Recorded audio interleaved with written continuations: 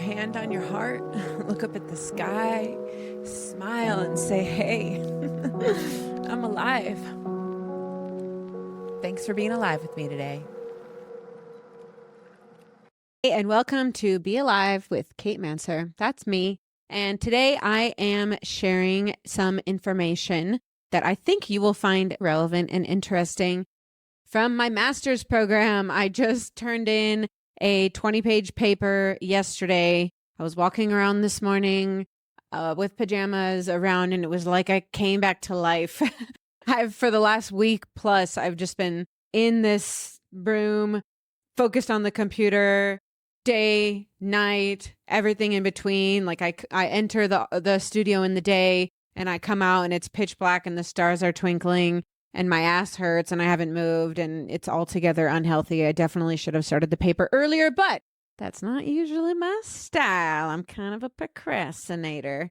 So I wrote my paper on non-ordinary states of consciousness, specifically in the areas of shamanism and the active imagination realm by Carl Jung. However, I'll be talking today about kind of non-ordinary states of consciousness as a whole, and specifically drug-free non-ordinary states of consciousness. I am in support of the current psychedelic renaissance that's going on. I see the benefits, and I personally subscribe to the use of entheogens and external substances and psychedelic drugs for spiritual expansion. However, I am also passionate about developing our own intrinsic ability to get high, to experience these non-ordinary states of consciousness. But what I want to share with you today is some information that I came across in my research that I think you will find interesting and might give you a unique perspective on non-ordinary states of consciousness. So first, what is a non-ordinary state of consciousness? There are a lot of different ways to define this. One can define it on sort of the generally accepted scientific understanding of a non-ordinary state of consciousness, or I guess an objective reality perspective, which is that like we all have this generally agreed upon objective reality that we engage with most of the time.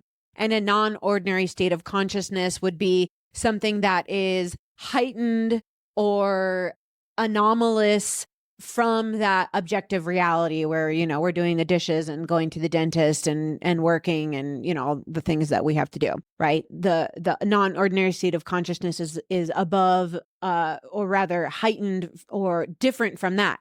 So one caveat I want to say is that when I talk about heightened states of consciousness, I'm not talking about positive states of consciousness. Okay. I think a lot of people think, oh, getting high is this, you know, it's this amazing positive feelings, positive experience. And sometimes it is.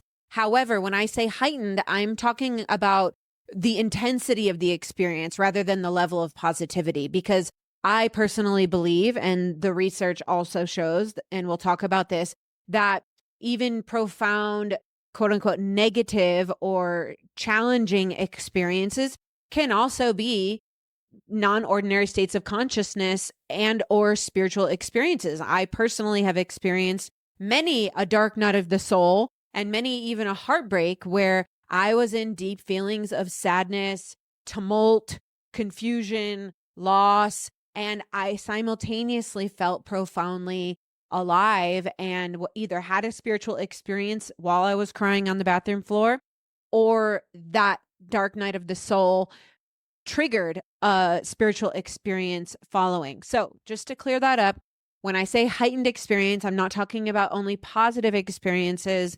I am talking about increase of intensity experiences from the generally agreed upon reality.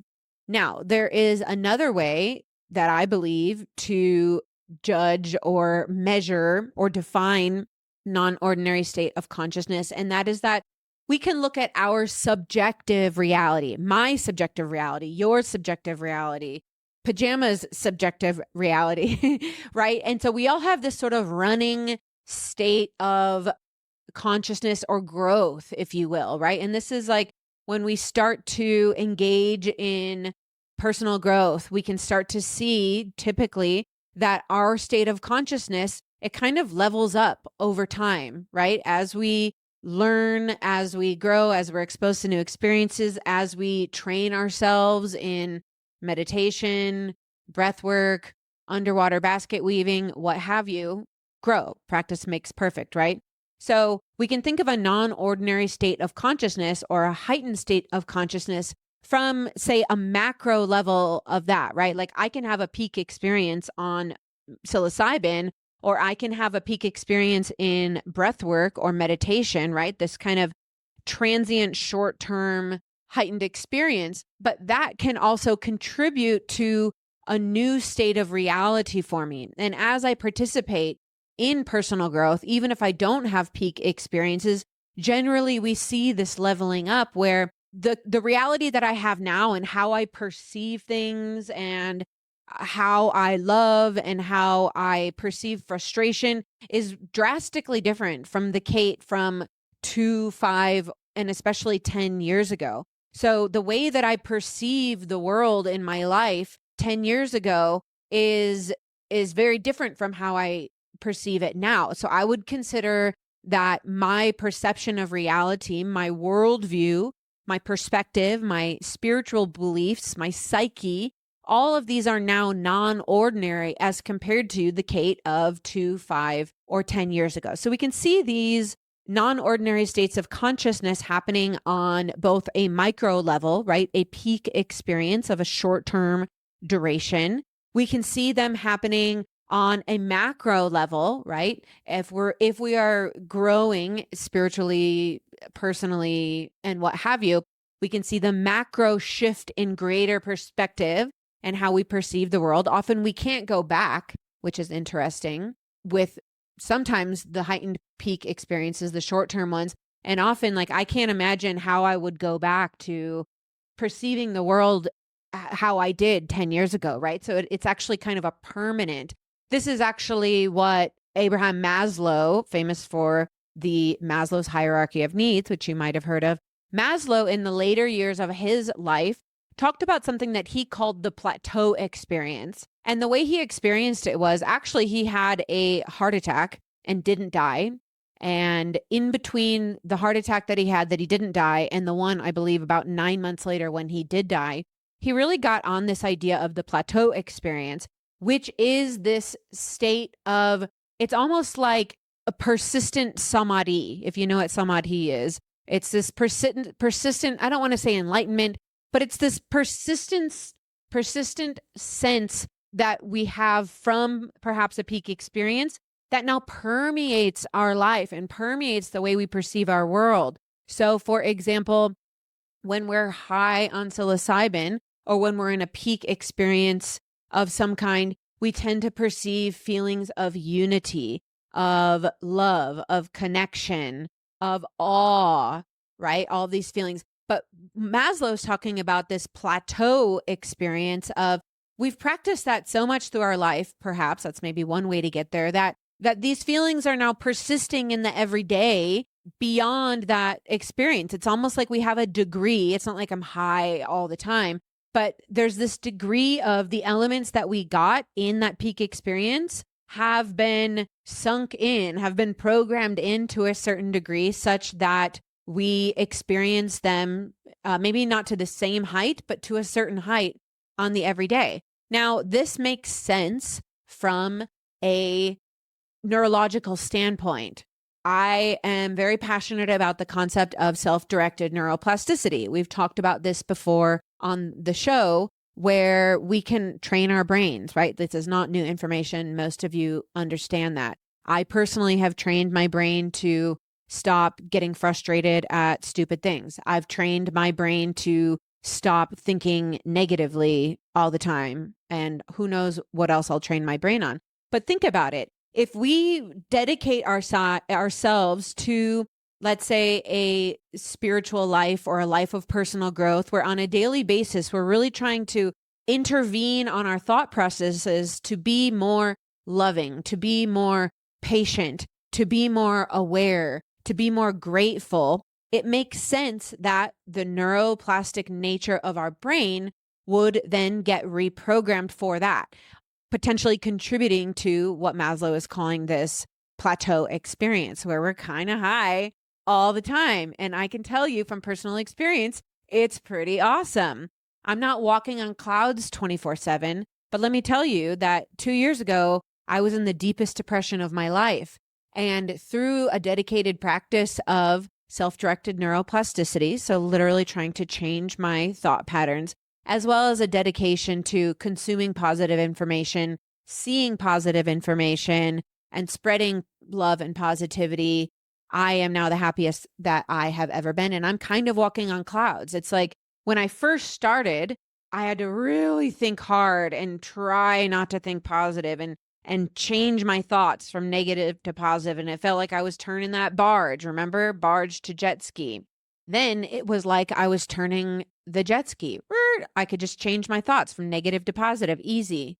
But now that I've had this 2 years of dedicated practice, there's a free flow of positivity that comes through my consciousness all of the time. Again, that doesn't mean that I don't get sad or frustrated or angry or all of the things that come with being human, but it does mean that I think that I am experiencing some kind of this plateau experience or some kind of this element of having trained my brain and trained my spirit to experience those same feelings that we typically experience in a psychedelic journey or in meditation or breath work.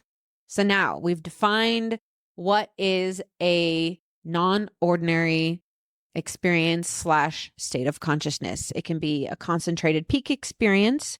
It can be a overall more macro way of perceiving that is similar, has the similar characteristics of a peak experience. And we can also have a peak experience that triggers a shift in worldview, perspective, and so forth. So one really cool piece of research that I came across in writing this paper is this guy, Weil. I don't know how to pronounce his name, Weil, but he wrote this kind of hilarious but really cool book in the 70s, I believe in 1972. Or no, his name is Weir, Weir. And the book is called The Natural Mind. It has since been revised a couple of times because it went viral back in 1972. People were very angry because in his book, Weir posited that the desire for non-ordinary states of consciousness is innate in the human condition, that wanting to get high, wanting to experience something other than our ordinary life is universal and is innate in the human condition. It's natural that we want to get high. It's natural that we want to feel different. It's natural that we want to feel strong and heightened emotions and sensations. Cool, right? That sounds pretty reasonable. We can look back through history. We can look at shamanism, for example, as an ancient practice in which people are kind of entering alternate states of consciousness. We can look at, for example, he cited children. Children do a lot of things to enter alternate states of consciousness. They pretend, they play these pretend asphyxiation games. We can also look to the widespread rampant use of altered states of consciousness substances, namely alcohol and other drugs, that they're widely used across the world, like almost on an everyday basis by many people trying to feel differently. We have a glass of wine or we smoke a joint or what have you, because we want a little bit of a break from ourselves. We want to feel different. We want to have that non-ordinary state of consciousness. That makes sense.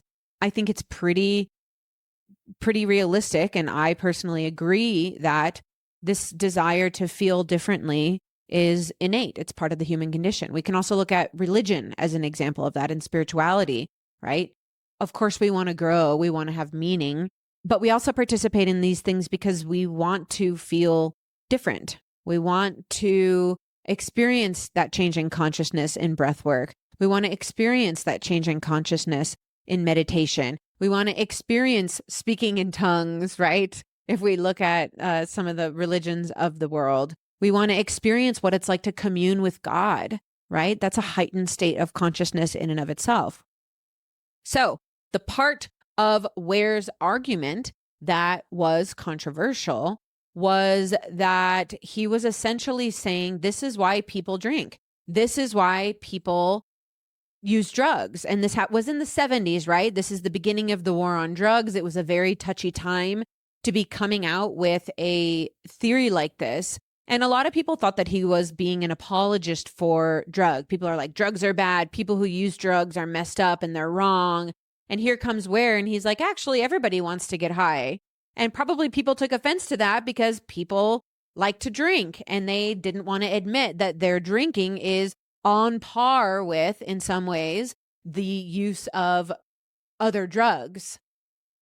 So what can we do with that theory? Well, there was another group of research that came out by McPeak in 1991 who looks at drug use and abuse as an issue, like Ware said, as a consciousness problem, as opposed to a pathology.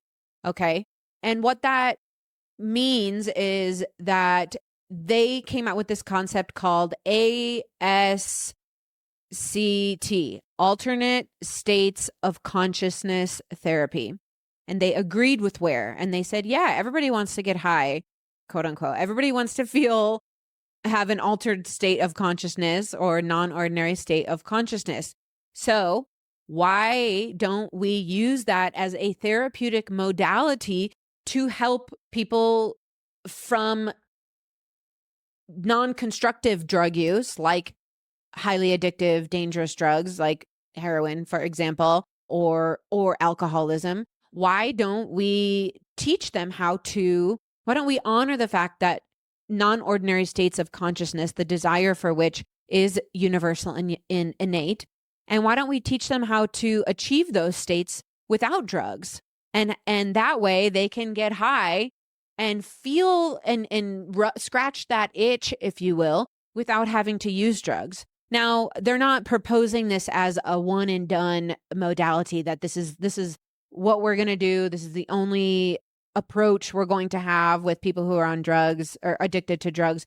They're saying that this is part of an overarching, kind of full circle with, you can have Alcoholics Anonymous, you can have support groups, you can have somebody go to rehab, you can have all of these things that have been shown to mitigate addiction. And also, let's talk about teaching them how to get high naturally. So how can we do that? Well, in their paper, they gave examples like meditation, like exercise. They gave examples of pursuing spirituality and prayer. They actually gave the example that Alcoholics Anonymous is an example of alternate states of consciousness therapy. Now, Alcoholics Anonymous is a support group in part, but it's also, the program itself is called, by the creators of Alcoholics Anonymous, it's called a spiritual program. And the 12 steps are designed, as it says in the big book, to create a spiritual awakening. Now, a spiritual awakening is an alternate state of consciousness. So McPeak et al. In this paper are saying that when we participate in a program like AA, or when we participate in religion, or when we participate in spirituality, that we are pursuing an alternate state of consciousness. And I thought that was really cool because I, number one, agree that alternate states of consciousness, the desire for which is universal. I also believe that finding spirituality, whatever that means to you, whether that's God, whether that's yourself, whether that's praying to love, whatever it is that knocks your socks off in terms of communing with a higher power, I suppose, or a higher being, that is a way to achieve a non-ordinary state of consciousness, which can scratch that itch. I also thought that was really cool because there's that study that everybody loves to talk about the rats, where I believe it was rats were put in a cage with the dropper of cocaine water. And the original experiment was that these rats like went totally haywire and were like sucking down cocaine 24/7. Then this other researcher came along some years later and said, well, yeah, you put them in this empty cage. There's literally nothing to do but blow. And so this other researcher created what he called, I think he called it Rat City. And what he did was he created this amazing cage terrarium with like wheels and food and all of these fun diversions and like rat friends to hang out with. And then they put two of the droppers next to each other, one with the cocaine water and one with regular water. And in Rat City, the rats, the vast majority of them just chose the regular water. Now we can look at that with spirituality. We can look at that with higher power. And we can look at that with community. When we fill our lives with positivity, with diversion, with fun, adventure, joy, with meaning, with hard work, projects, we're in Rat City, man. We may not even ever want to go to the alcohol or the cocaine water like those rats did. Think about that. How can you fill your life? How can we fill our lives such that we don't need these external sources of these non-ordinary states of consciousness? If you are a person who drinks too much, like I did for 20 years, and you are struggling, how can you consider the concept of alternate states of consciousness therapy? Recognize that part of the reason that you're drinking is just because you want to feel different, and that's perfectly normal. But how can we take that from an unconstructive, maladaptive approach, like taking drugs or drinking too much alcohol, and channel that innate need that we have for non-ordinary states of consciousness into something adaptive, into something constructive? How can we create Rat City for ourselves so that we choose these positive, non-ordinary states of consciousness? The next aspect of non-ordinary states of consciousness that I want to talk about today is why. Why do we have this innate and potentially universal desire for non-ordinary states of consciousness? Is it that we just generally want to get high, that that's part of the human condition, or is it something else? I believe it's something else, or a couple of things. So if we look at the psychological characterizations of non-ordinary states of consciousness, one of them that comes up in a lot of research is what is called the annihilational aspect. It's also called the aspect of decreased self-salience. Well, what does that mean? It means that typically when we have a non-ordinary state of consciousness, whether that be through getting drunk, whether that be through the use of an entheogen like psilocybin, whether that be through meditation or breath work, or even a meditative walk through nature, right? Or even an adventure experience like bungee jumping or skydiving. There's this annihilational, self-annihilational aspect, which is where we lose ourselves, right? We lose ourselves in the experience. And I think what that is related to is this sickness of the human condition of self-centeredness. I can personally speak from experience that the more self-absorbed I am and the more self-centered I am at any given time, the more I suffer and the more unhappy I am. Think about that through your life. Think about this idea of being self-conscious, for example, someone who has a lot of anxiety. If you have a lot of anxiety, as I have had at different points in my life, I'm constantly thinking about myself. And it's horrible. It's like, what do they think about me? Oh, they just noticed me and how bad my hair looks. Oh, they think what I said is stupid. It's very self-absorbed. The anxiety is very self-absorbed thinking. And so we want to get high to just get out of that self-centeredness for a while, to have that annihilation of ourselves where we can rise up and out and enter that unitive consciousness and enter that state of awe and not be thinking about myself and all the dramas of my life for a little while. We can look at also Alcoholics Anonymous again as an example of that, right? It's the spiritual program, like I said, but if you look at the steps are designed to humble us and get us out of ourselves. And in fact, in the big book of Alcoholics Anonymous, it says that alcoholism is a sickness of self-centeredness. So how can we get out of ourselves? There's a lot of ways, like I just described: meditation, breath work, helping others, support groups, adventure, creating Rat City for yourself.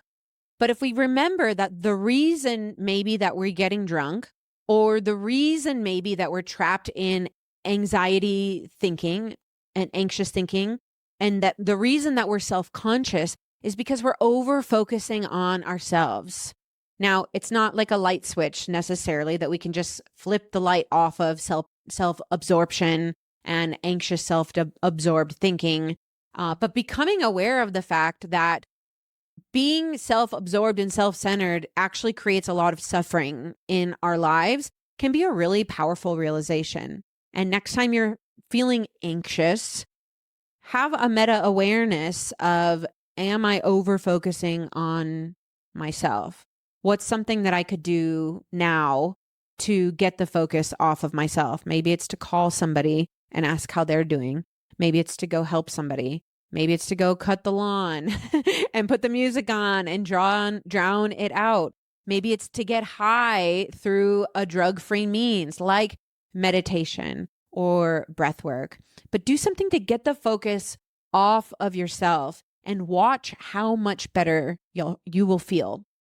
Now, the other aspect of why I and some of the research believe that we pursue these non-ordinary states of consciousness is because we have an innate desire for meaning.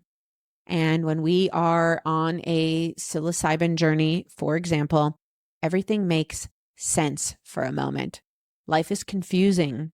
Our existence is confusing and challenging, and we don't really know what we're doing. And does anything make sense? And really, what's the point of it?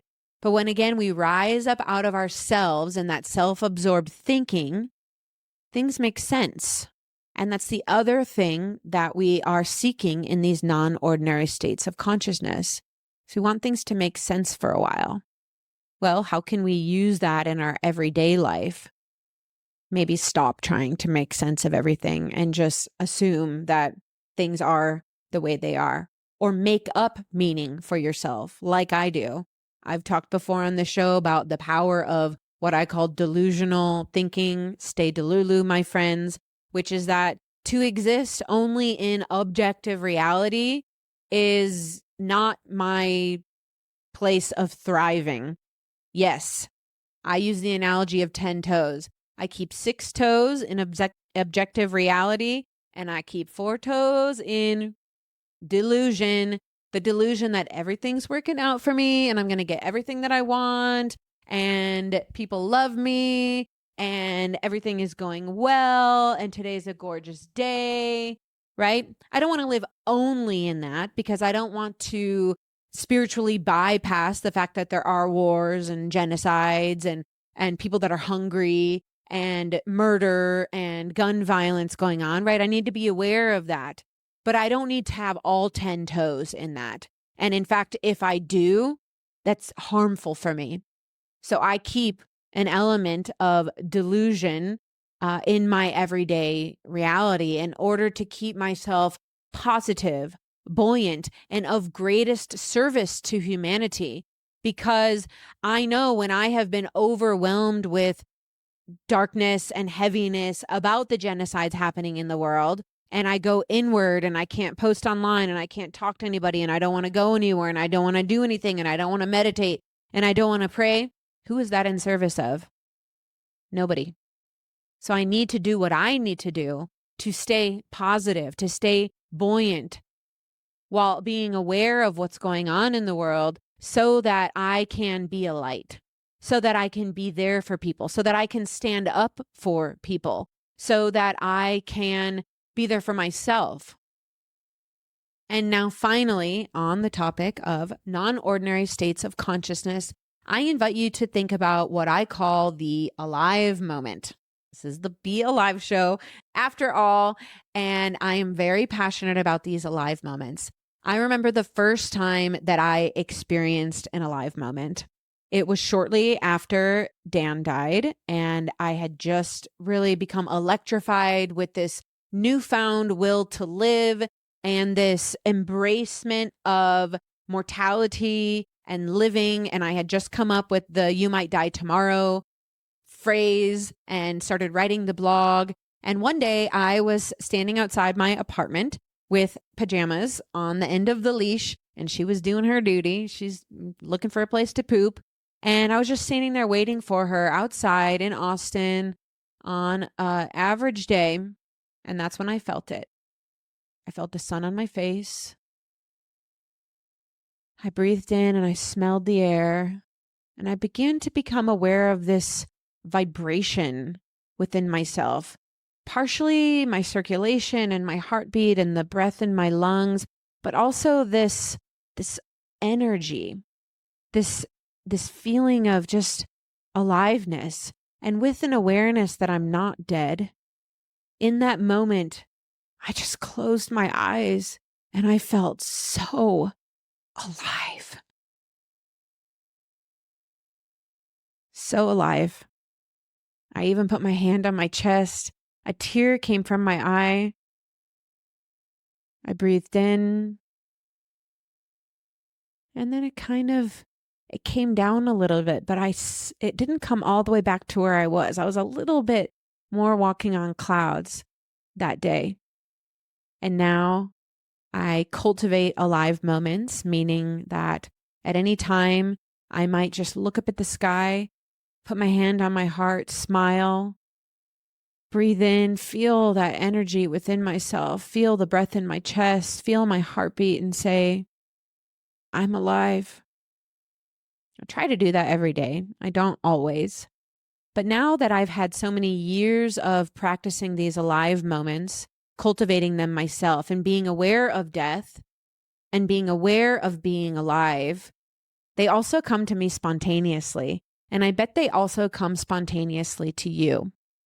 I bet that you've had a moment at some point where maybe you were on the top of a mountain, you had gone on a really cool hike, or you're sitting with your dog face to face, stroking their fur, and you just look around at like your ordinary house, and you just are like, have this meta awareness that you're alive and that you're not dead and that there's so much beauty around you and within you. I want you to tell me about your alive moments. Maybe a perfectly ordinary moment where you just looked around and you realized that you were alive and you felt amazing. It's gratitude on steroids. If that ain't getting high, feeling alive, I don't know what is. I also want to invite you to think about the ways that you get high in your life that are not with drugs, including alive moments. But what are some other things that you do in which when you are participating in that activity, you lose track of time, your problems lift from your shoulders, you feel a sense of peace, that sense of self-centeredness floats away? What is that for you? Is it doing dishes? Is it vacuuming? Is it running? Is it playing music? I've asked probably 500 to 1,000 people what that is for them. And I've gotten answers ranging from cleaning, organizing, working, sitting, doing nothing, sipping tea, being with my dog, having sex, running, hiking, slow walking, you name it. But what is that for you? Because that's your way of getting high that's totally free. You don't need no dealer. Probably don't need no money. You just need to go out and do that thing. And when you're doing it, open up to it even more. Consider it a meditation. Consider it a way of experiencing non-ordinary state of consciousness. Consider it feeling profoundly alive. Open up when you're running and just feel that. When you're playing music, get lost in it. When you're painting, get lost in it. When you're in conversation, be in conversation. It's presence. And damn, it's profound. If that ain't living, I don't know what is, my friends. I hope you have gotten some useful perspectives and information out of today's show, which is essentially about being alive, non-ordinary states of consciousness. Because the idea for this show was not about, it's not called Alive, because if you're hearing my voice, if you're listening, yeah, you're alive. Great. It's about being alive. How can you be alive? Yeah, I'm breathing. Yeah, my heart's beating. But are you acting alive? Are you feeling alive? Are you being alive? That's the question.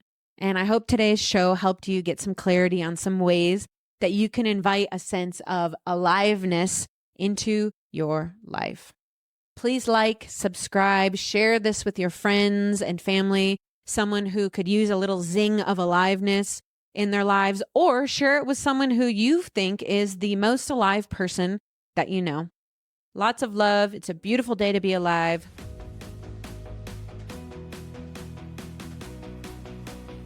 Thank you for joining me for today's episode. I am honored to share this alive time with you.